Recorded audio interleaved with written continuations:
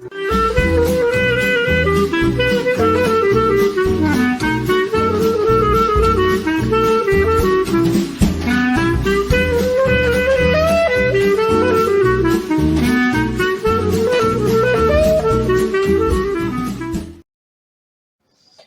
bom dia a todos e todas e todes. Sejam bem-vindos ao Mural da Manhã.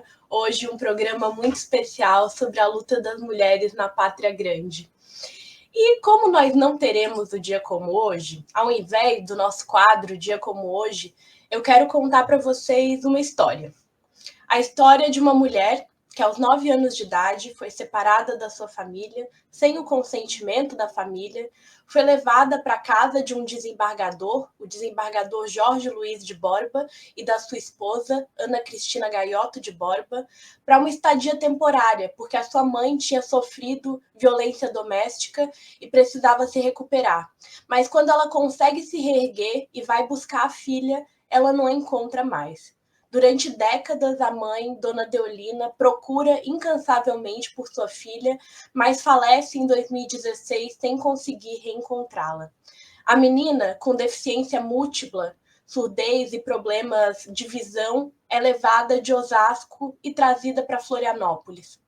Em Florianópolis, ela fica na casa dessa família, sem acesso à educação, sem aprender a língua brasileira de sinais, sem documentos, dormindo num quarto mofado e permanece na casa do desembargador por mais de 40 anos, trabalhando sem salário e sem qualquer direito básico.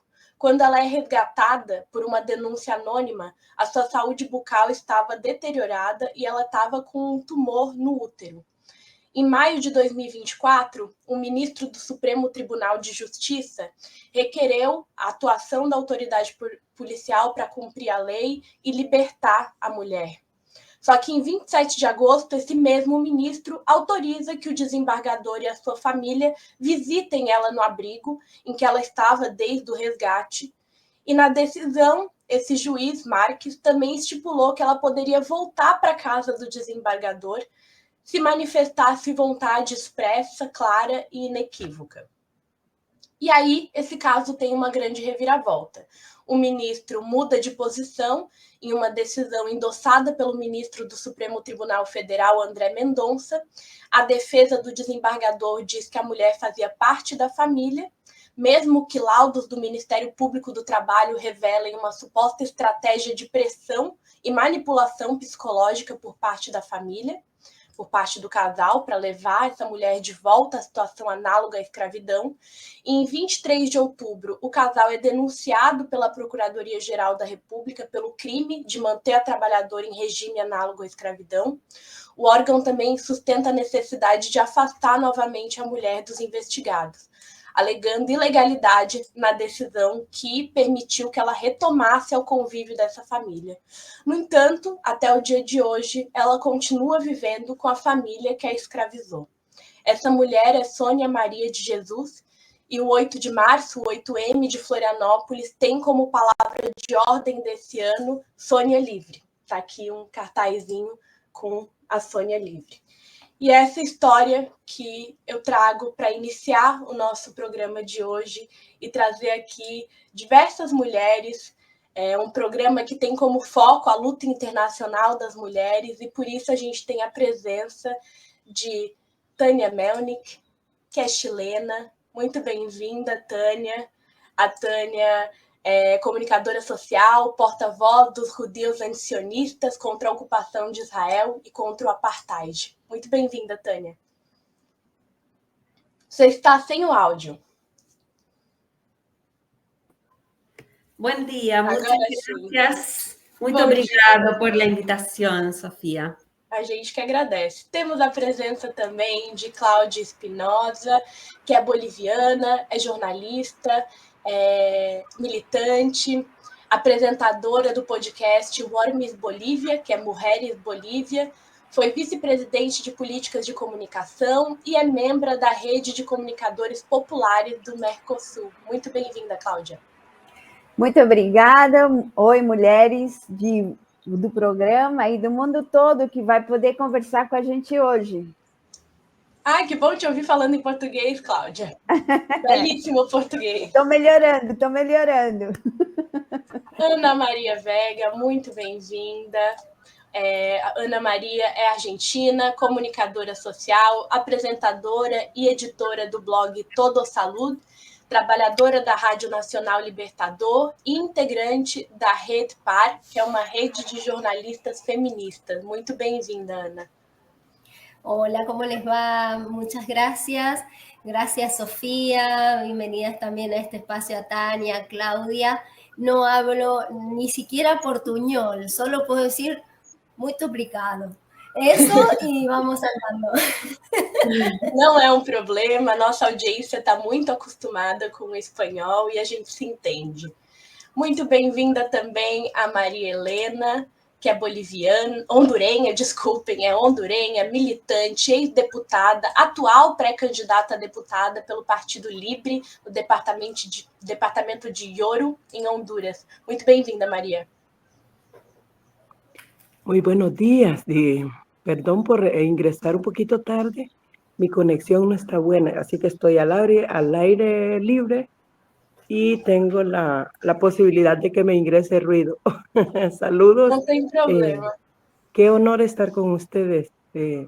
Yo soy María Elena Colindre, soy campesina de orígenes, pero soy licenciada en Administración de Empresas. Soy exdiputada de nuestro querido Partido Libre aquí en Honduras y el domingo vamos a definir las candidaturas para participar en las elecciones generales. Así que estamos con una presión de trabajo fuerte, pero alegres, entusiasmados y positivos porque vamos a ganar.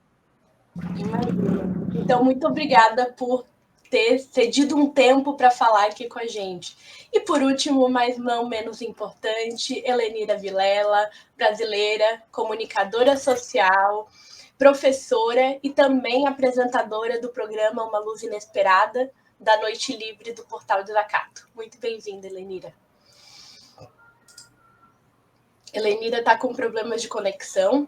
Ela está lá em Urubici, no interior, e ela me falou que talvez tivesse problemas. Helenira, você como é que está agora? Vocês me escutam? Agora sim.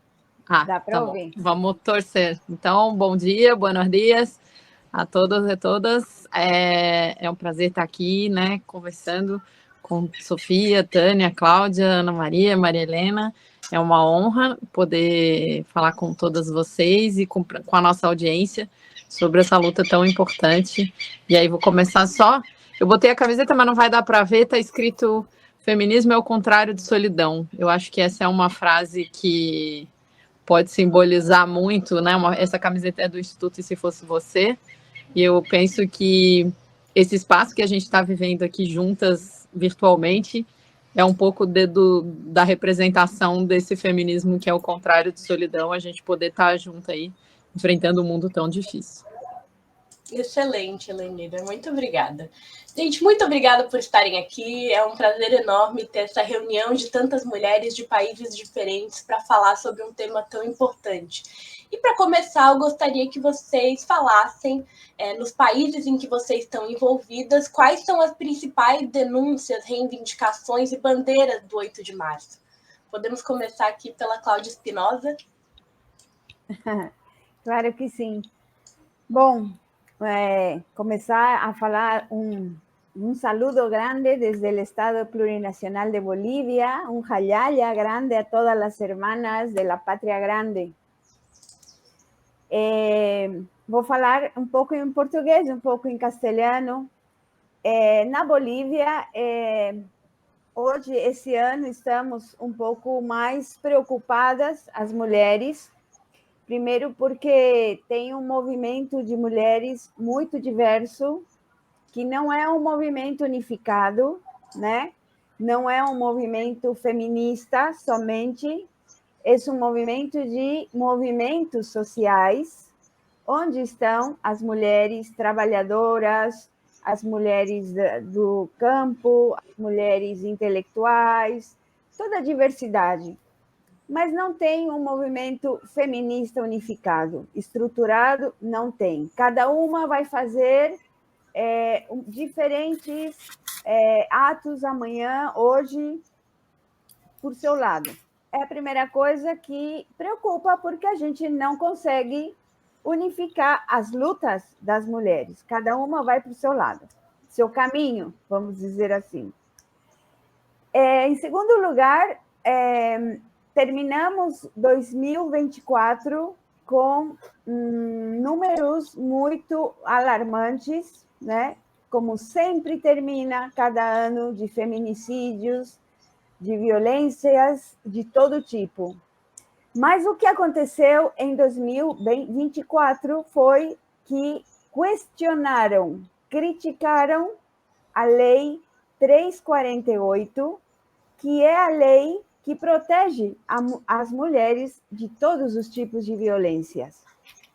Então, isso deu lugar a um movimento de homens que começaram a questionar, dizendo que as denúncias são falsas, que muitas das denúncias que as mulheres fazem são falsas e que são pagadas para prejudicar os homens.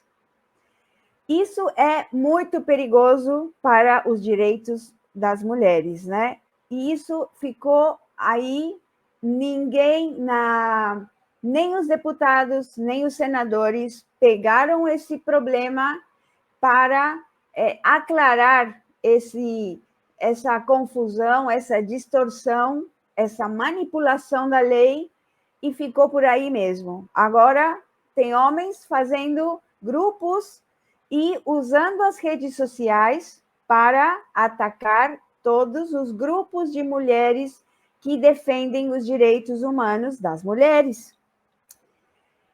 E, por último, o problema também muito grave que estourou em 2024 foi a criminalização das defensoras de direitos humanos na Bolívia. Todas aquelas ativistas, todas aquelas organizações feministas, não feministas, mas que defendem os direitos, começaram a ser atacados de maneira muito forte, muito brutal, de um fascismo que a gente não via há muito tempo na Bolívia.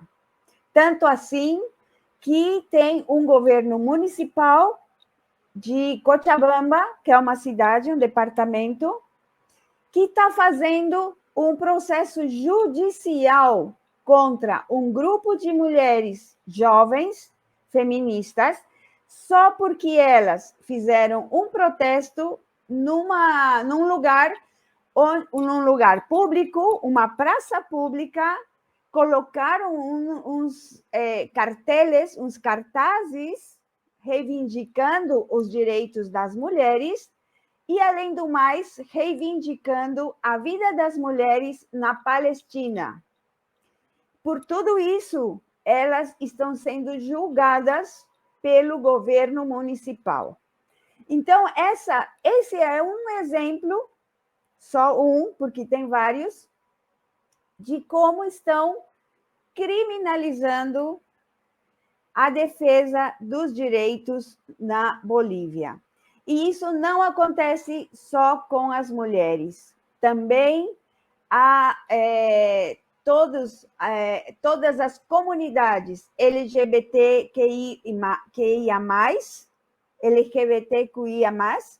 estão também sendo atacadas desse mesmo jeito por grupos muito conservadores que estão tendo lugar na política, né? Isso pelo lado mais visível, mais público. E pelo lado das políticas públicas, das medidas que poderiam avançar nos direitos, que foi uma conquista muito grande das mulheres desde a Constituição do Estado de 2009, não avançamos nada.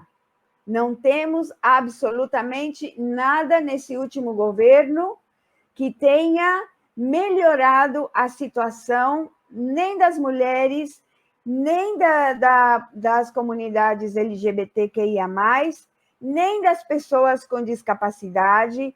e todos os grupos vulneráveis da sociedade. Então, eu acho que o panorama, o diagnóstico é muito preocupante na Bolívia, e por isso eu acho que estamos num momento de muita reconstituição das estratégias de luta, né? Porque assim, do jeito que a gente está, não vai arrumar, não vai conseguir dar nenhum passo mais. Tem várias pesquisas, sondeios de opinião, que dizem que não só não avançamos, senão retrocedemos nos direitos das mulheres. E isso se deve ao ascenso de muitos fascismos incrustados em diferentes setores sociais. Esse é o panorama que eu podia dar, assim, mais geral, de tudo que está acontecendo na Bolívia nesses últimos anos. Cláudia, muito obrigada. Agora quero chamar a Ana Maria Veiga para falar sobre o contexto da Argentina. Agora sobre Milei. Não é um tema muito fácil de falar da luta das mulheres agora sobre o governo de Milei. Y sí, lo que pasa es que lo que estábamos escuchando recién que decía Claudia era lo que nos llamaba la atención a nosotros hace 3 años. Ahora ya tenemos enquistado en el poder político de nuestro país el fascismo puro. Es así. O sea, ya el discurso político tiene que ver precisamente con voces que antes estaban subterráneas, diría yo. Ese es el problema, no supimos verlo. Quizás, y por esto me parece que es muy importante que a quienes no ha llegado, y espero que no les llegue, en tener sentado en el Estado, en el gobierno, a una persona misógina, machista, discriminadora, bueno, todo lo que ya sabemos que posee como características Javier Milei, no subestimen esos movimientos, y lo que venimos dialogando mucho con las compañeras es que la lucha tiene que ser como en 2 sentidos. En el uno a uno, una a una, en el diálogo, en el comprender aquello y reexplicar aquello que pensábamos que estaba clarísimo, es decir, que las personas tenemos derechos, que las mujeres y las personas que pertenecen a lo que se llamaban minorías, que no son minorías, porque si sumamos terminamos siendo la mayoría, pero el problema es dónde está el poder, ¿no? El poder real. Tenemos que trabajar en el uno a uno también explicando la importancia del respeto por los derechos. Y en las calles y en el reclamo, en políticas públicas, trabajar en lo que nuestras leyes garantizan. El plexo legal de Argentina es maravilloso porque durante muchos años supimos construir normativas que corresponden a lo que dice nuestra Constitución, que es el rango constitucional que tienen los tratados internacionales que firmamos. Tratados internacionales vinculados con los derechos de las mujeres, personas LGBTIQ+, las personas con discapacidad, las personas mayores, niñas, niños, adolescentes. Tenemos muchísima legislación. Ahora, ¿qué pasa cuando se sienta en el poder? No digo solo el presidente Javier Milei, sino la ausencia o el silenciamiento de muchas de las personas que estuvieron gestando esas leyes, ¿no? Que hoy no las están defendiendo y dan quórum para dar la baja a un montón de derechos. Entonces hay como mucha autocrítica que hacer en este sentido.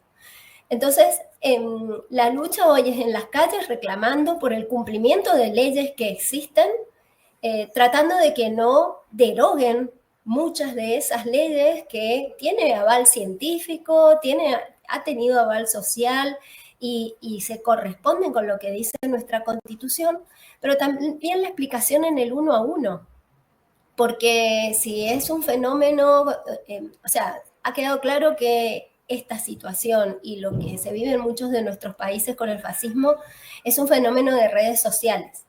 Es un fenómeno que de las redes sociales ha bajado a la comunidad, donde nos ha pasado en lugares quizás donde no llegan tanto las redes sociales, pero sí los nietos, las nietas, están conectados que abuelas o abuelos justifiquen la presencia de Milei, aunque vaya en contra de su calidad de vida, porque lo dice su nieto o su nieta.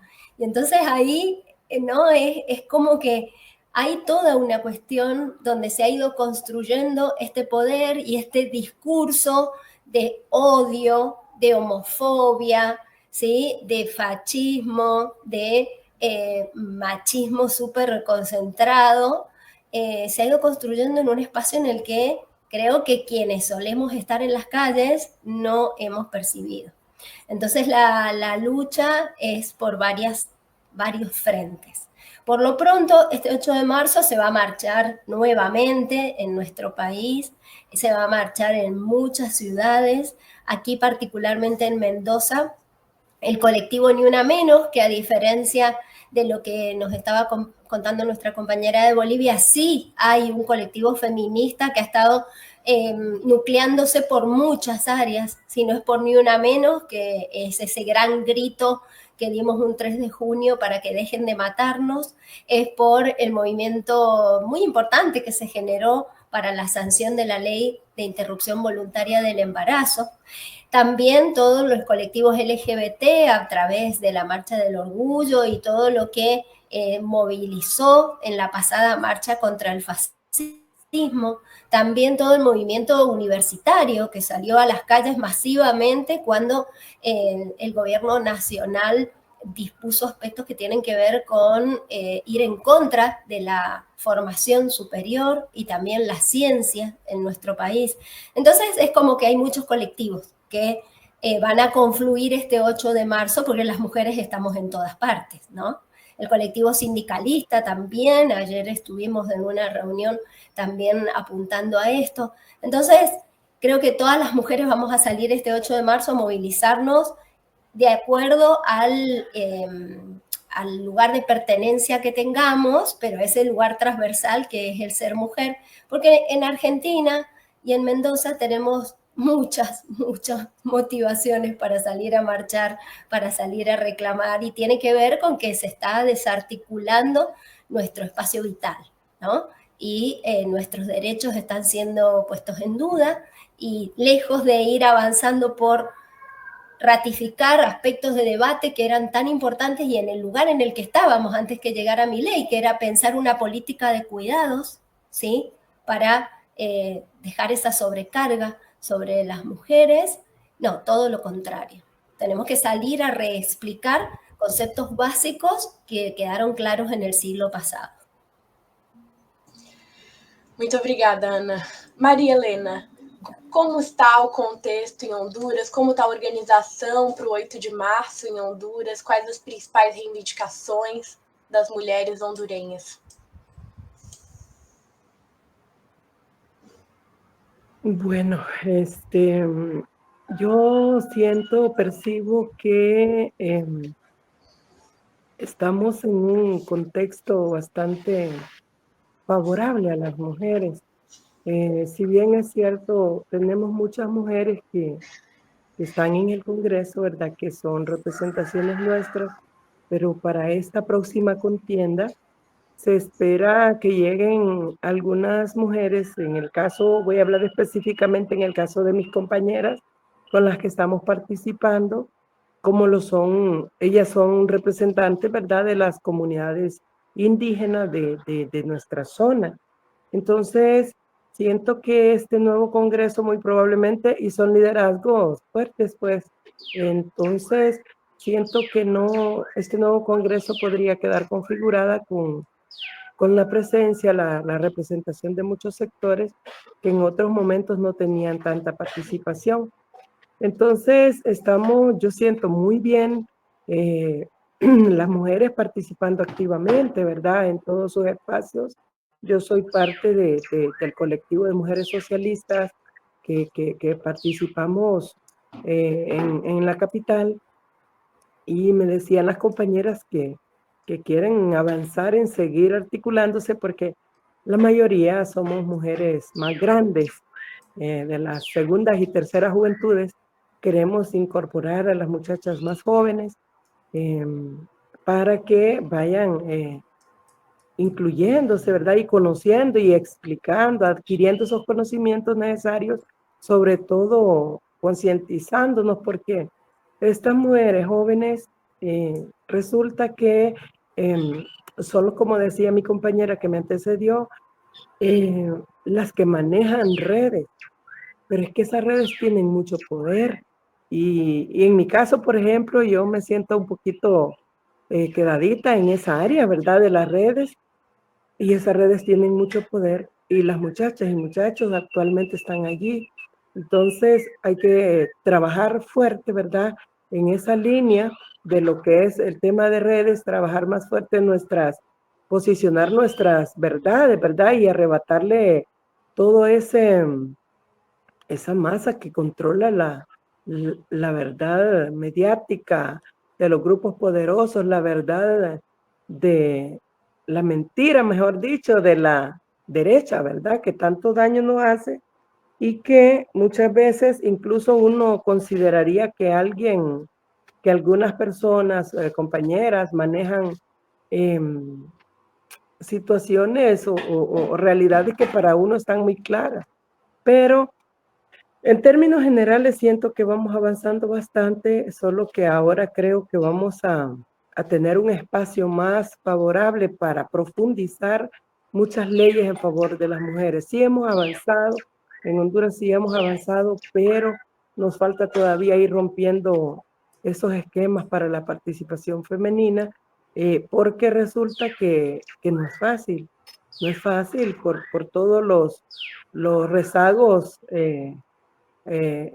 históricos que tenemos, pues, la parte económica, la parte de la violencia política, entre otras, que a veces se nos dificulta la misma situación en que hemos estado, pues, porque el proceso de refundación ya inició. Sin embargo, nos falta, tenemos grandes retos, pero estamos avanzando, yo siento, bastante.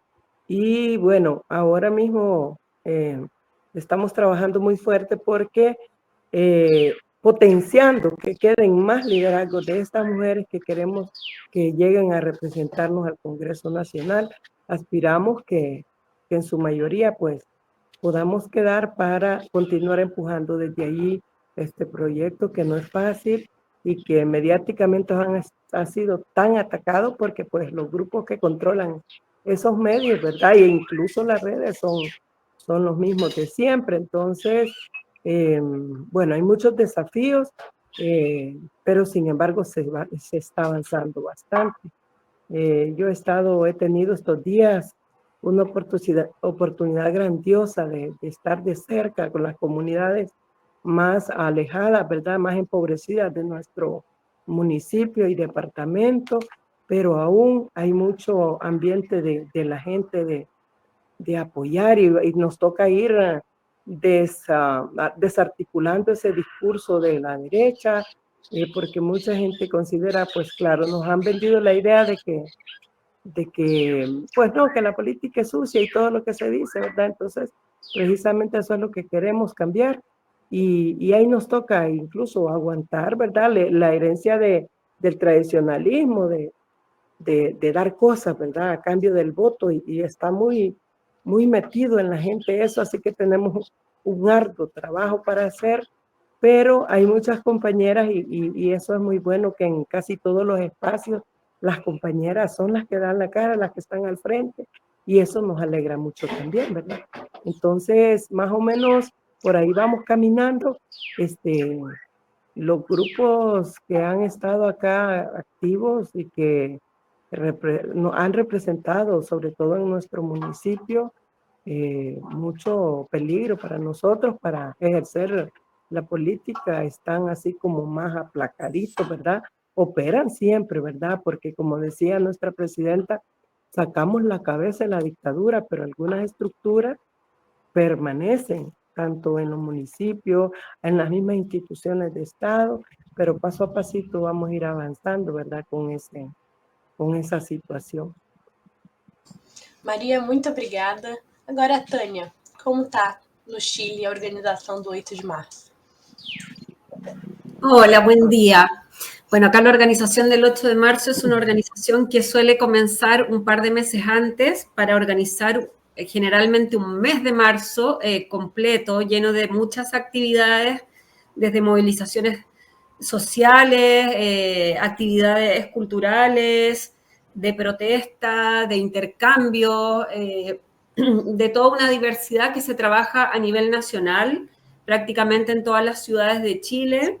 Hay actividades el 8 de marzo, si bien no podría decir que es un movimiento profundamente cohesionado, lo que sucede también con otros movimientos sociales. Creo que estamos en un momento también en que la movilización se va separando, nucleando por temas y ha costado entender lo que significa la organización, ¿no es cierto?, y el trabajo colectivo y la fuerza que ello implica. Pero en el caso del 8 de marzo yo diría que es de las instancias más cohesionadas que se logran en nuestro país en términos de movilización social. Tenemos demandas parecidas también a nuestras compañeras, a nuestras hermanas de América Latina, porque vivimos desafíos comunes, ¿no es cierto?, en términos del extractivismo, de la militarización, de la criminalización de la protesta, de la violencia machista, son temas transversales en la región, ¿no? Si bien cada país tiene sus realidades particulares, y en ese sentido en Chile este año el llamado en especial, además que hay bastantes subtemas, como por ejemplo acá una compañera habló de los derechos reproductivos, Chile sigue siendo uno de los pocos países en el mundo que aún no tiene aborto legal. Entonces seguimos en esa lucha. Pero cada año hay ciertas temáticas que se concentran más en el día, digamos, en las manifestaciones del 8 de marzo, que se relevan por sobre otras de acuerdo a lo que está sucediendo a nivel nacional e internacional. Y este año los principales llamados son, número 1, contra la ofensiva patriarcal y fascista, que bueno, ya lo venían conversando, ¿no es cierto?, las compañeras, estamos ante una realidad que no es local, por supuesto, Argentina, en el caso de las que estamos acá, creo que es la que lo está viviendo más fuertemente ya como algo palpando lo más concreto, pero tenemos esto que está sucediendo a nivel, ¿no es cierto?, de Estados Unidos, de Europa, un fascismo creciente que está haciendo retroceder en términos de los derechos, y que no solo se ve reflejado en América Latina, ¿no es cierto?, sino en todo el mundo, en Palestina siendo un laboratorio que está probando hasta dónde aguanta también la humanidad y hasta dónde resiste, lo cual es muy importante para nosotros acá relacionarlo también con el colonialismo que vivimos en Latinoamérica, si bien en sus distintas dimensiones de lo que se está viviendo allá en estos momentos. Entonces, ese es el primer llamado, ¿no?, contra la ofensiva patriarcal y fascista. Después, el segundo llamado que hay es contra el consenso neoliberal. En Chile estamos en un país tremendamente neoliberal, con una constitución que existe desde la dictadura de Pinochet, que no hemos logrado cambiar aún, y así el neoliberalismo también está avanzando brutalmente en Argentina, por ejemplo, y eso genera una inequidad brutal, además de muchas otras consecuencias, pero ha significado que hay criminalización de la pobreza, hay desalojos de las tomas, al mismo estilo que está haciendo el sionismo en Palestina, ¿no? Entran, desalojan a las personas de los lugares donde están viviendo, con niños, con adultos mayores, con personas electrodependientes, con sus animales, y los echan a la calle. De repente puede ser pleno invierno el año pasado, con temperaturas cercanas a 0 grados, y entran y echan abajo toda la toma para que no puedan regresar. O sea, unas actitudes realmente brutales en un gobierno que se dice progresista, de izquierda y defensor de los derechos humanos, además de decirse feminista, por cierto, ¿no? Tenemos un sistema de pensiones brutal con el que venimos décadas luchando, que fue uno de los grandes temas que se levantó en la última revuelta de Chile, la del 2019-2020, que es históricamente es la revuelta más popular, más grande que hemos tenido, y se levanta este tema y resulta que este año termina aprobando este mismo gobierno con el Parlamento a su favor y con los parlamentarios que supuestamente son de izquierda también, aprobando que continúen este sistema de pensiones ideado en la dictadura de Pinochet, que lo que hace es lucrar finalmente con los fondos de pensiones y con una precarización de las personas jubiladas después de dejar de trabajar, que es brutal y realmente miserable. El tercer llamado es contra el legado de impunidad.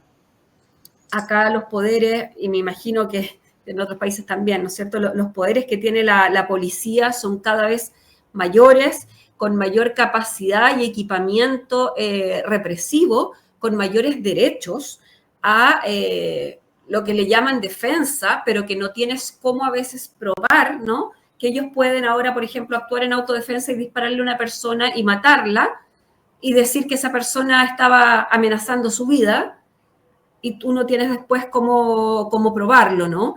Tenemos un Wallmapu con el pueblo mapuche completamente militarizado. Tenemos la desaparición de una mujer que es tema también, especialmente este 8M, que es Julia Chuñil, una mujer dirigente mapuche, guardiana del bosque, que desapareció ya hace casi 4 meses. Precisamente el 8 de marzo se cumplen 4 meses mañana de la desaparición de Julia Chuñil junto con su perro, Cholito, a quien la habían amenazado ya personas dueñas de estas forestales, digamos, en su sector varias veces, y ella había avisado: si me pasa algo fue tal persona. Y recién están comenzando las investigaciones, después de 4 meses casi, por parte del Estado. A pesar de la movilización que esto ha significado, ha tenido que haber mucha presión sobre el Estado, pero no solo eso, sino que ha comenzado una investigación con un toque, no sé cómo decirlo, repugnante, asqueroso, con una fiscalía que ha filtrado documentos a la prensa y que ha filtrado documentos que van contra todo cuidado de una familia que viene hace 4 meses sufriendo, en que prácticamente quieren tratar de incriminarlos a ellos cuando está bastante claro cuál es el panorama. Entonces, este 8 de marzo también se junta una movilización especial por Julia Chuñil y su exigir que se profundice esta investigación y que aparezca con vida.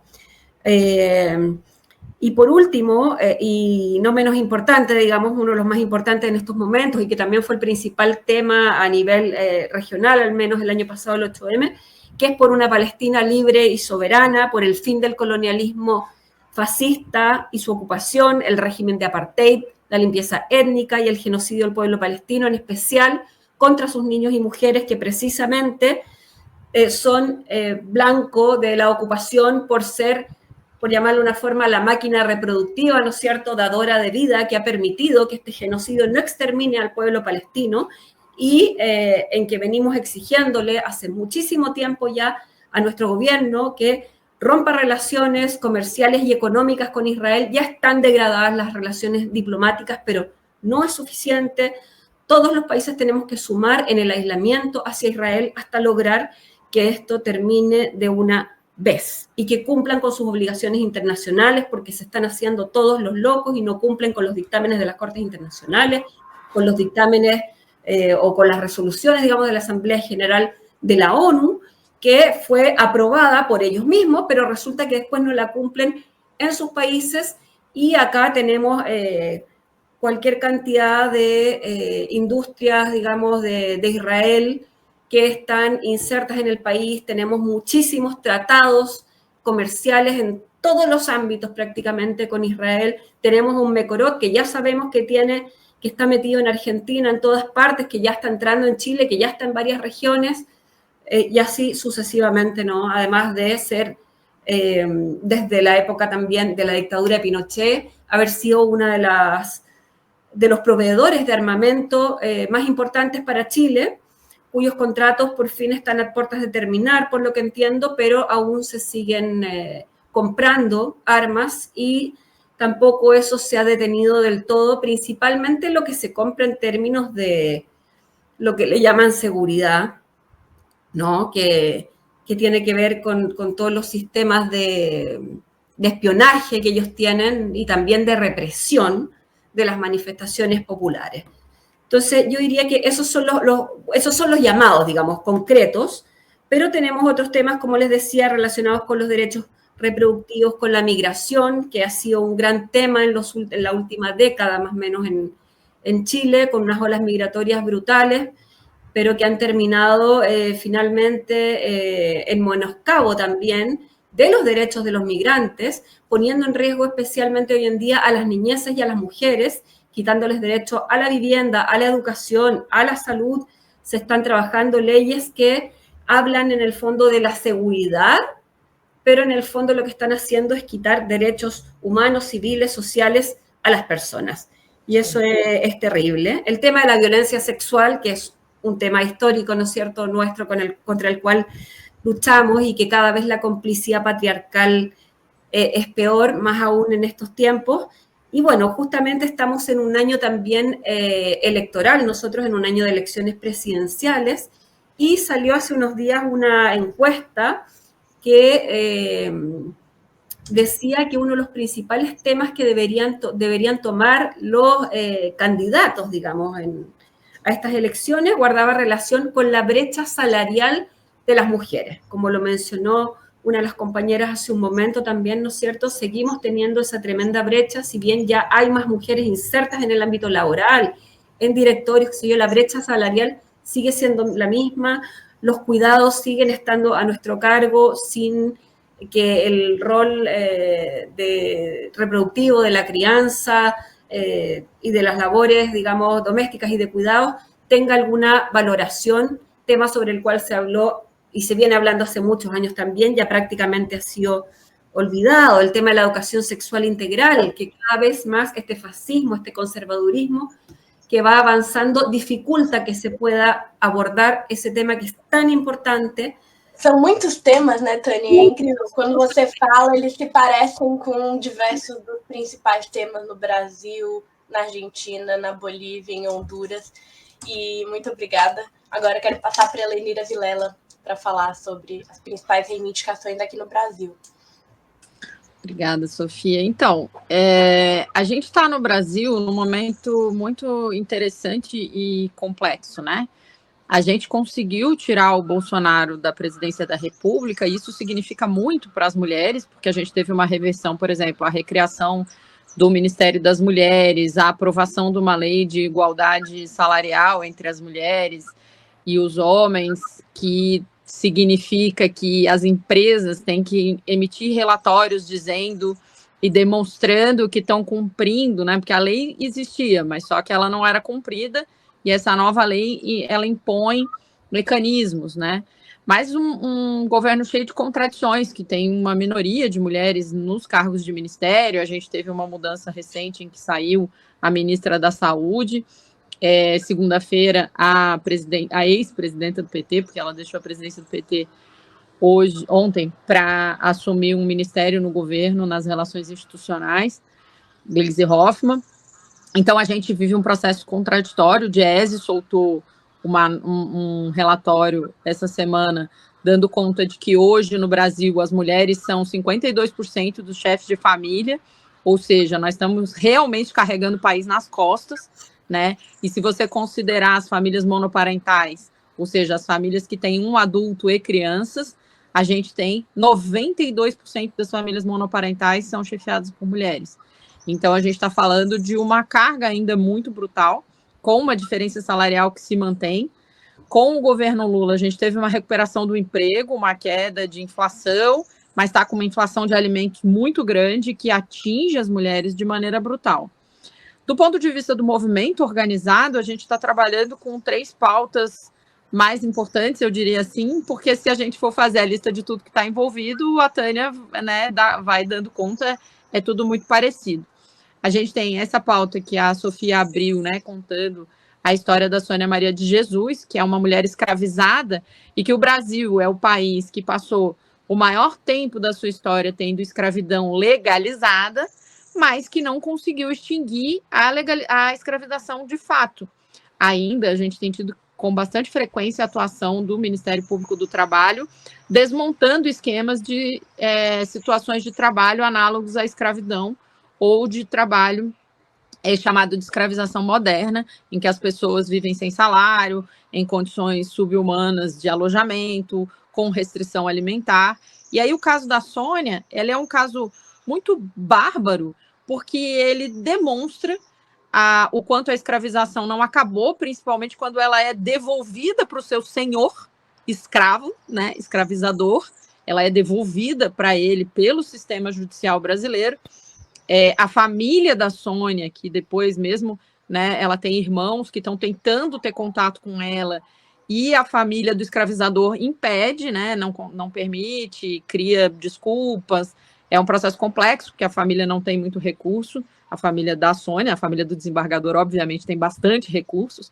Eles usaram um mecanismo perverso de dizer que estão adotando ela como filha para justificar que ela fosse devolvida à situação análoga à escravização. E, ao fazer isso, é bom que se diga que ela é irmã, segundo o desembargador e sua família, de doutores com todos os dentes na boca, com formação acadêmica enorme, que moraram fora do país, que são diretores, que têm condição de vida profissional, educacional, de saúde, radicalmente diferente da condição da Sônia, que é uma mulher que é atravessada, então, por toda essa interseccionalidade, uma mulher que sofre racismo, que sofre capacitismo, porque é uma pessoa com deficiência, que sofre misoginia, que é submetida a uma condição de trabalho brutal. Ela tem que acordar às 5 da manhã todo dia, não tem sábado, domingo nem feriado, porque como ela é da família, ela está fazendo isso por amor, entre tudo, muitas aspas, porque na verdade essa é a justificativa que eles usam para manter. Depois que ela foi identificada nessa situação, ela começou a finalmente receber alguma forma de educação, né, porque ela é uma pessoa que não tem linguagem.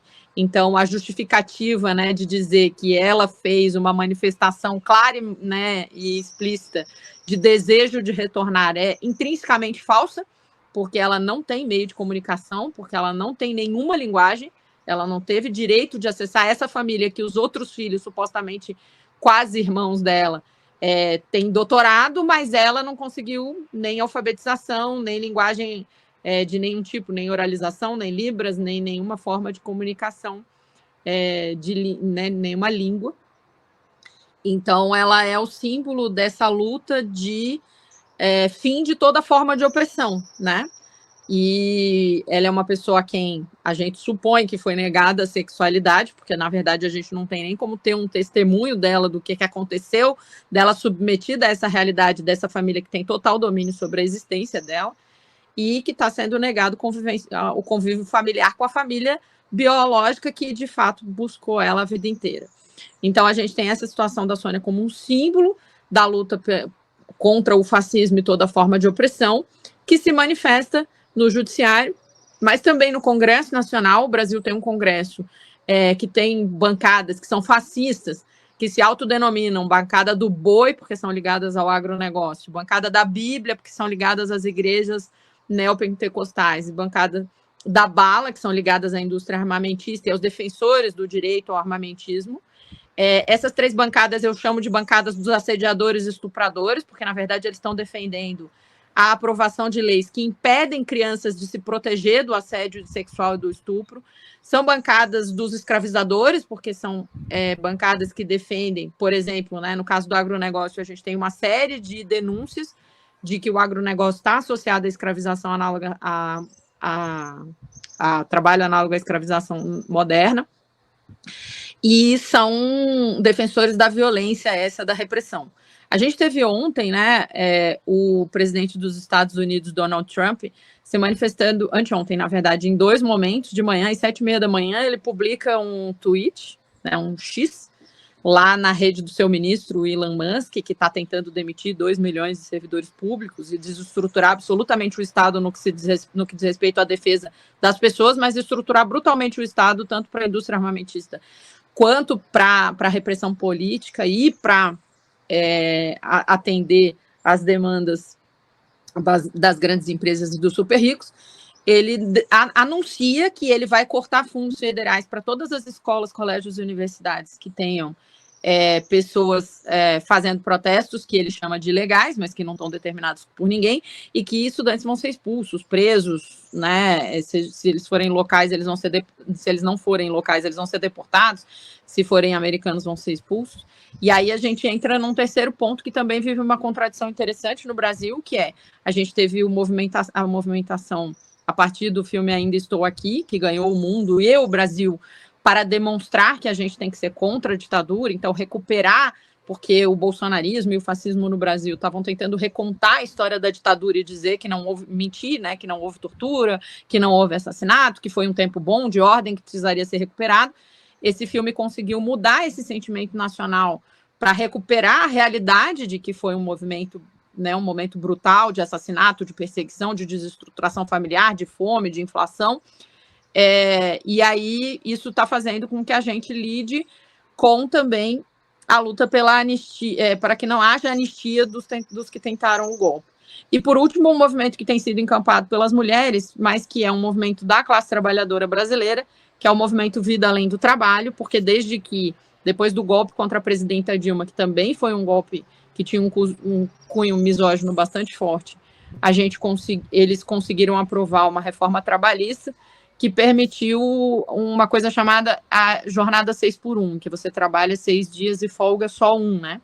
E essa jornada está sendo combatida e o movimento Vida Além do Trabalho está conseguindo, e aí uma parte grande do movimento feminista também incorporou o fim da jornada 6x1 como uma luta das mulheres, porque, obviamente, a gente já tem dupla, tripla jornada, então a gente é mais atingido por uma jornada de trabalho tão extenuante. Então, acho que esses 3 pontos, sem anistia, contra toda forma de escravização pela liberdade da Sônia e o enfrentamento à jornada 6x1, mas é isso, se a gente fosse fazer a lista de todos os subtemas, existem muitas outras questões, um Congresso que está tentando aprovar uma mudança constitucional para impedir que meninas estupradas possam ter acesso ao aborto seguro, que hoje é legalizado, entre muitos outros ataques misóginos, porque a gente não tem um misógino assumido na presidência da República, tem um governo até certo ponto aliado, mas tem um Congresso Nacional, um judiciário, empresários e um movimento fascista muito forte no Brasil,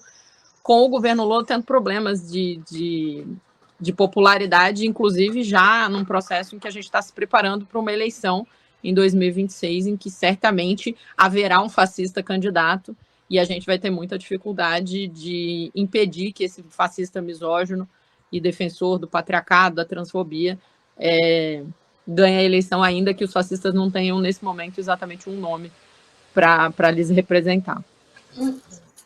Muito obrigada, Lenira. Gente, eu calculei extremamente mal o tempo, porque a gente já está chegando no fim do programa e eu tinha que preparado mais 10 perguntas para fazer para vocês.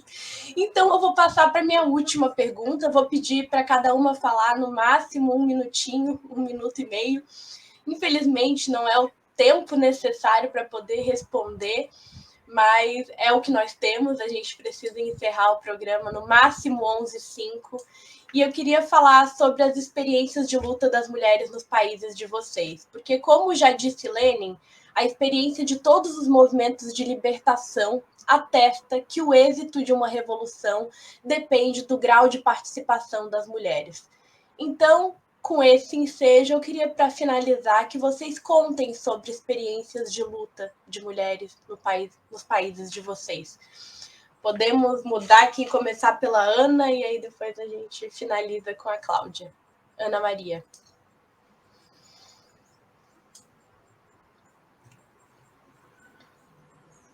Ana, ¿me escuta? Hola, ¿soy yo? No, Ana María y... perdón, es que no entendí bien la pregunta. Si me la puedes traducir. Para contarme sobre las experiencias de lucha de las mujeres en su país. ¿Alguna experiencia? Puede ser bien. De ahora, del pasado. Sí, yo puedo contarte al menos desde mi rol de periodista feminista y también de docente de educación sexual integral. Creo que esa es una lucha transversal, la que tiene que ver con la educación sexual integral, porque desde la mirada que trabajamos aquí en Argentina y que también trabaja la educación integral de la sexualidad, como le dicen en la Patria Grande en otros países, la EIS, vos vas a tener presente todos estos aspectos de lo que hemos hablado, ¿no? Pensando en 5 ejes fundamentales que tienen que ver primero con el cuidado del cuerpo y la salud, y ahí vamos a trabajar todas las luchas vinculadas con los derechos sexuales, reproductivos y no reproductivos, el acceso a métodos anticonceptivos de calidad, el acceso a información, el acceso a la interrupción voluntaria del embarazo, también todo lo que tiene que ver con la salud mental, y en la salud mental estamos hablando de la posibilidad de tener acceso de manera preventiva a sistemas de salud desde una mirada no discriminatoria de las patologías mentales, ¿no? Y también en la prevención, en tener espacios a donde contar lo que nos pasa y buscar ayuda en este sentido. Otro eje fundamental, y allí, bueno, tenés la lucha por la ley de salud mental, la lucha por la ley de interrupción voluntaria del embarazo, la lucha por los métodos anticonceptivos, que aquí ya tenemos 20 años de historia de lo que es más de 20 años de la ley de salud sexual y procreación responsable. Pero después podemos pasar por el eje de defender nuestros derechos, y allí trabajar con las infancias, las adolescencias y también las personas adultas en conocer cuáles son nuestros derechos, primero como seres humanos y después en función de la grupalidad que estamos integrando, si somos una persona con discapacidad, apalancarnos de la Convención Internacional de las Personas con Discapacidad, donde por primera vez pudieron poner palabras propias a lo que es la vivencia con una discapacidad, o las palabras de las mujeres migrantes, las comunidades migrantes, atendiendo a lo que decían nuestras compañeras. La ESI trabaja con el eje de valorar la diversidad, y no es solo la diversidad sexual, donde allí nos vamos a encontrar con las luchas de los movimientos LGBTIQ+, y de también, por supuesto, el pensar la diversidad cultural,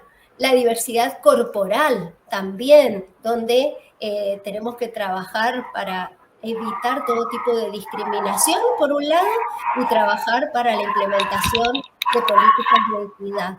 Entonces, tenemos mucho por seguir luchando, pero para eso necesitamos una educación crítica, consciente, antipatriarcal, feminista, antirracial, anticapacitista, que pueda integrar todas estas líneas de trabajo, y además de salir a luchar en la calle, insisto, el 1 a 1, esa mirada sincera, concreta, apasionada, sin ejercer nosotras lo que precisamente no queremos que hagan con nosotras, que es la discriminación, ¿sí? El comprender la posibilidad de la explicación clara y empática para, bueno, tomar esas voluntades que quizás por falta de tiempo, por estos tiempos locos en que todos corremos, no se detienen a escuchar y a ver que muchas de las políticas y muchas de las miradas que se están implementando ahora atacan su propia vida, aunque lo hayan votado. Muchas gracias, Dana. María. Un minutito. Bueno, compañera, yo quiero iniciar agradeciendo la posibilidad de que yo pude estar aquí gracias a mi compañera Lucy, con quien trabajamos de la mano en el espacio del D19 Libre, que es este espacio de nuestro partido en el exterior, sobre todo en Estados Unidos, Canadá y Costa Rica, y a quienes saludo, ¿verdad? Nuestro colectivo, por todo el respaldo que me están dando. Ustedes no se imaginan cuánto yo me he sentido tan acuerpada, y de paso pues llegó esa agenda para previo, ¿verdad?, a mi llegada al Congreso. Ahora mismo hay algunos datos que se los voy a hacer sinceras, no los estoy manejando. Sé que estamos avanzando porque Honduras vive un momento para mí maravilloso de mujeres, y de mujeres de estas que queremos transformar toda esa realidad que hemos estado mencionando, ¿verdad?, en este espacio. Créanme que yo estoy aprendiendo mucho con ustedes y sobre todo conociendo esas situaciones que están viviendo. Acá no es, ustedes saben, no es muy diferente la situación, con la gran diferencia de que tenemos mujeres en el poder que tienen esa voluntad de ir avanzando en la deconstrucción, ¿verdad? De toda esa estructura del capitalismo que tanto nos daña y tanto nos merman nuestros derechos de las mujeres. Sin embargo, estamos prácticamente seguras de que vamos a ganar la presidencia con Rixi Moncada, otra buena compañera, muy comprometida con nosotras las mujeres, y bueno, entre otras situaciones que tenemos, ¿verdad? Tenemos mujeres muy valiosas en este Congreso actual y las que lleguen, porque tenemos muchas mujeres con mucha posibilidad de llegar. Así que mil gracias y les abrazo en la distancia, compañeras, deseenme suerte. Yo sé que que prácticamente vamos a garantizar esa candidatura para competir con los compañeros, los otros grupos, partidos en las generales de noviembre, pero aspiramos y con el respaldo de todo un equipo que estamos trabajando tanto a nivel municipal y departamental, vamos a lograrlo, ¿verdad? Así que mi cariño desde Honduras, desde mi tierra, estoy meramente desde el campo y al natural, y les abrazo con todo mi corazón, ¿verdad? Muito obrigada, Maria. Um abraço. Tânia. Bueno, no sé si yo había entendido otra cosa por la pregunta, que era contar algún ejemplo de lucha popular o más revolucionaria de las mujeres, del feminismo en nuestros países. Sí, eso entendí. Entonces, en ese sentido, yo quisiera destacar, si bien tal vez es más antiguo y luego puede referirme a algo más actual, pero la lucha de las mujeres durante la dictadura en Chile, que fue brutal, digamos, cuerpo a cuerpo, en la que muchas compañeras desaparecieron, fueron ejecutadas políticas, fueron torturadas brutalmente a través de la violencia sexual también, por cierto, de las formas más inhumanas que se puedan imaginar. Y por lo tanto hacer un saludo especial a aquellas compañeras también valientes que dieron una lucha tremenda en esos tiempos. Yo era más pequeña, yo tenía 14 años cuando terminó la dictadura, ¿no? Entonces, esa lucha fue muy, muy importante en Chile y ellas estuvieron ahí en el frente, siempre. Y después destacar en especial los logros y avances y crecimiento del movimiento feminista, yo diría que más o menos desde 2015 acá en Chile, independiente de todas las luchas previas, pero me refiero a los últimos logros conseguidos que guardan relación, a pesar de que aún no tenemos aborto legal, con, por ejemplo, el aborto 3 causales, ¿no es cierto?, con leyes contra la violencia sexual, con que Chile haya firmado tratados internacionales como Belén do Pará y otros, y en ese sentido sí se han logrado avances más rápido que en siglos anteriores, porque estamos también en otros tiempos, pero también destacar ahí que tanto el movimiento estudiantil como el movimiento feminista son los movimientos que generalmente movilizan al resto de la población y le ponen fuerza, digamos, revolucionaria también a la acción y al trabajo colectivo. Y eso para nosotros es muy importante. Y bueno, en el caso de también, ya que está aquí una compañera argentina, como las mujeres en dictadura acá en Chile, también recordar a las mujeres de la Plaza de Mayo en Argentina como un movimiento también tan importante. Y por último, quería decir unas palabras cortitas que tenía redactado para decirles a todas que, bueno, ninguna lucha es ajena, como lo hemos visto acá, desde el Gualmapu hasta Palestina, desde las favelas hasta las fronteras. Nuestro feminismo será antirracista, anticolonial y popular, o no será, porque juntas somos más fuertes y tenemos que organizarnos frente a esta ola feminista, imperialista, que está luchando contra los pueblos. Eso, muchas gracias. Muito obrigada, Tânia. Helenira. Então, eu que nasci na clandestinidade, né? Os meus pais viviam durante a ditadura uma condição de clandestinidade, que sou militante há 37 anos, eu vou falar rapidamente de duas lutas recentes. Uma é uma luta contra a violência política de gênero, que a gente conseguiu criminalizar, mas não conseguiu evitar. Então, desde a morte, claro que mulheres estão sofrendo violência política de gênero desde sempre, mas a gente, recentemente, no Brasil, desde o assassinato de Marielle Franco, a gente já teve vários casos, como tiros dados na casa de Carolina Yara, tiros dados no carro de Tainá de Paula, muitas ameaças de morte, de estupro contra Manuela Dávila, Carol D'Artora, Érica Hilton, que declarou recentemente que se sente mais insegura estando hoje no parlamento do que se sentia quando era uma menina trans expulsa de casa, moradora de rua e vivendo de prostituição. Ela acha o parlamento mais um lugar onde ela se sente mais insegura do que se sentia na rua. Eu vivi recentemente um processo de receber uma série de ameaças de morte, de estupro. A última ameaça eu recebi no dia 29 de dezembro de 2024. E a gente está nesse movimento, então, tentando organizar as mulheres, porque para que a gente tenha todos esses movimentos, a gente precisa de lideranças mulheres, e essas lideranças precisam ser protegidas e receber solidariedade, porque se a gente não tiver lideranças, o movimento também não consegue tocar, e muitas de nós vai desistindo em algum momento, porque as ameaças são concretas, porque você cansa, porque você sofre muito, um processo muito brutal. Então, eu acho que a gente tem esse movimento que está sendo iniciado pelo Instituto E Se Fosse Você, que é o Movimento Mulheres em Luta, que fez teve um encontro em novembro do ano passado, reunindo muitas dessas mulheres, e aí é bom dar conta de que um testemunho coletivo era que essa agressão também não vem só de fora, não vem só dos fascistas, ela é interna. Hoje saiu uma reportagem na revista Piauí, dando conta de como era a violência e o assédio sexual praticada pelo ex-ministro Silvio de Almeida, que foi demitido pelo governo Lula, contra sua colega ministra Aniele Franco e muitas outras mulheres. Então, a gente sabe que a gente sofre violência política de gênero dentro dos nossos partidos, dos nossos supostos companheiros, que também,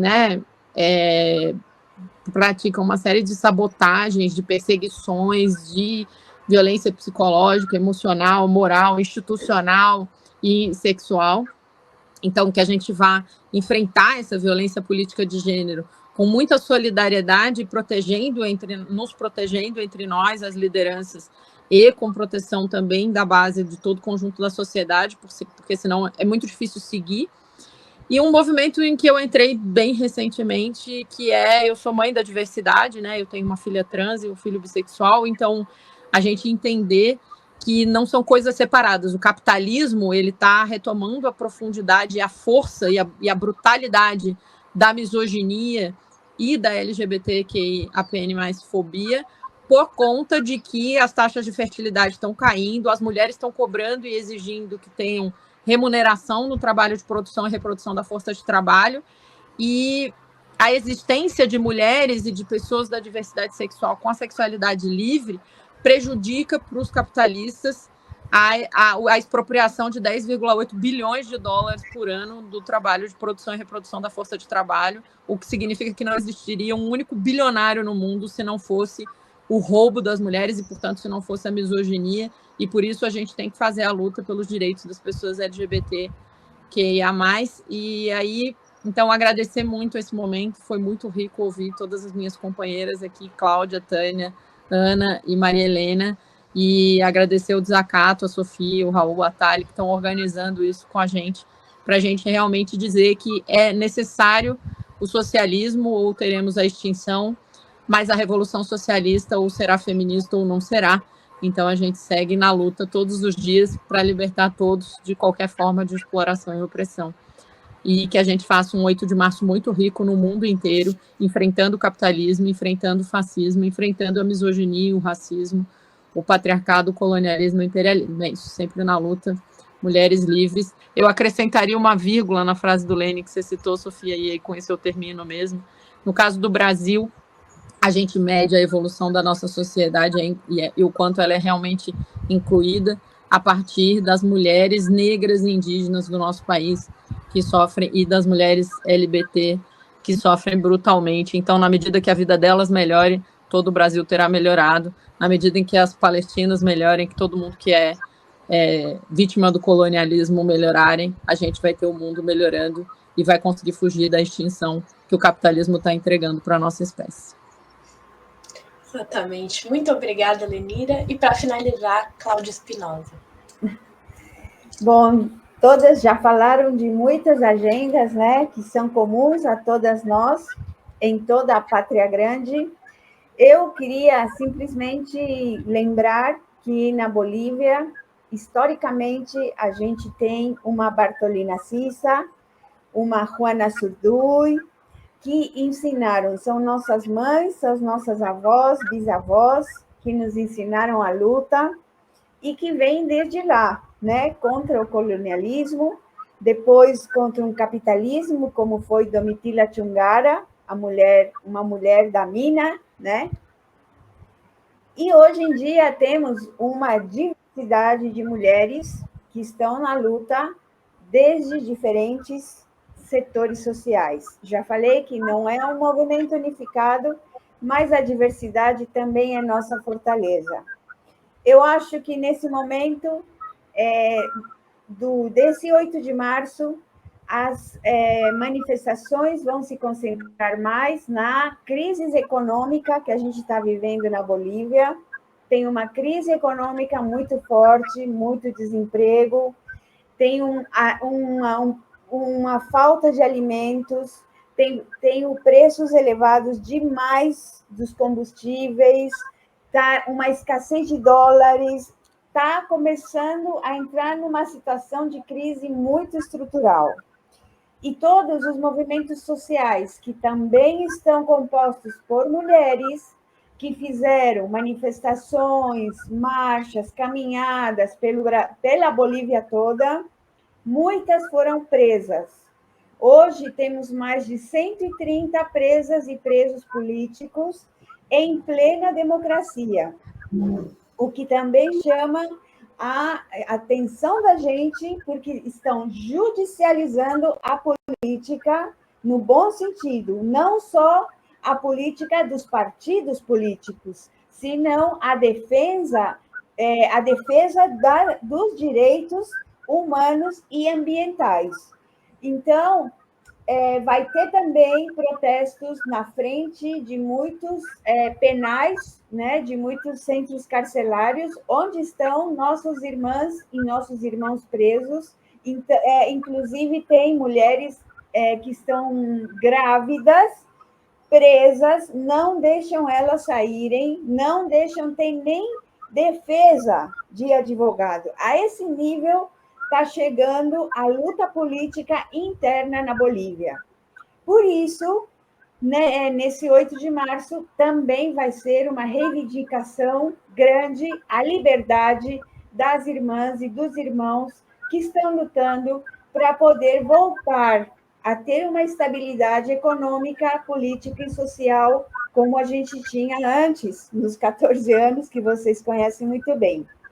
Então, contra esse patriarcado judicial, que estamos agora também muito concentradas, e nas redes sociais, como falou nossa irmã de Honduras, é preciso reforçar as redes sociais, porque realmente a luta ali é muito desigual, é muito forte e está provocando muita desorganização na sociedade civil. Então, temos esses frentes, né, bastante pesados nessa luta, que a gente tem que dar continuidade.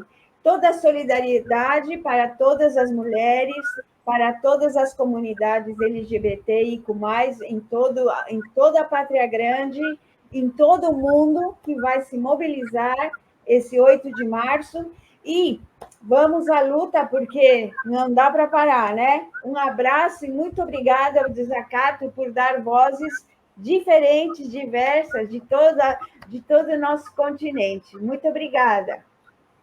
Muito obrigada, Cláudia, Lenira, Maria Helena, Ana Maria, Tânia, por estarem aqui hoje e por darem um respiro e uma esperança, porque apesar de todas as dificuldades, a deteriorização das condições de vida, que afetam principalmente as mulheres, uma ampliação da reação conservadora, que muitas de vocês colocaram, que estão promovendo ataques a políticas públicas em favor dos direitos das mulheres, das pessoas LGBTs, de negros, de imigrantes. Uma coisa é clara e que a gente aprende durante a história e nos dias de hoje é que só a luta transforma a vida, e por isso eu quero convidar todos que estão nos assistindo a participarem dos atos de 8 de março pelo mundo. Aqui em Florianópolis, a marcha vai acontecer no dia 10, na segunda-feira, às 16 horas, a concentração, no centro de Florianópolis. Eu convido todas e todos para participar, porque a gente só vai conseguir mudar a realidade tão dura que a gente vive se a gente transformá-la em direção ao mundo e uma luta feminista, anti-imperialista, antirracista, anti-LGBTfóbica, junto com os migrantes. Enfim, como vocês todas colocaram, eu não vou ficar me repetindo. Muito obrigada a vocês e um ótimo 8 de março para todas nós.